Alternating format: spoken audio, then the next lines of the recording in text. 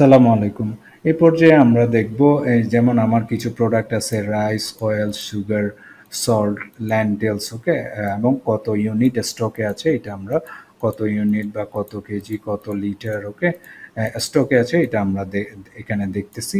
আহ, তাহলে আমার গোল হলো কিভাবে কলাম চার্ট দিয়ে আমি বিভিন্ন প্রোডাক্টের স্টক দেখতে পারি, ঠিক আছে? কলাম চার্ট দিয়ে আমরা দেখব এটা।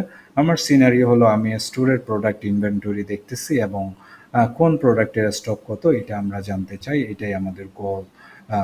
এবং এটা আমরা একটা চার্টের মাধ্যমে কলাম চার্টের মাধ্যমে এটা বুঝতে চাই।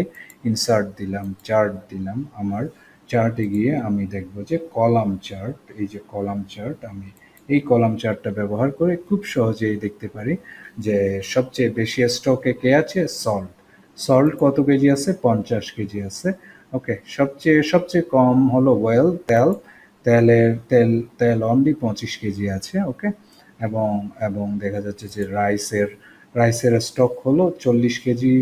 তারপর অয়েল হলো 25, সুগার হলো কত, 30। ওকে, এবং সল্ট দেখা যাচ্ছে যে সবচেয়ে বেশি স্টকে আছে 50। ল্যান্টিলস আছে 35।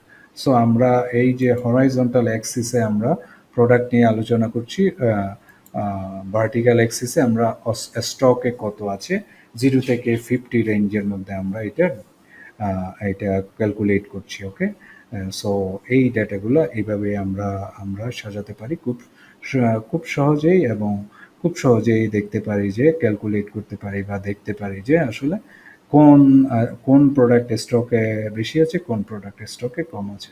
আশা করছি বুঝতে পেরেছেন। নেক্সট ভিডিওতে দেখা হবে ইনশাআল্লাহ। আসসালামু আলাইকুম।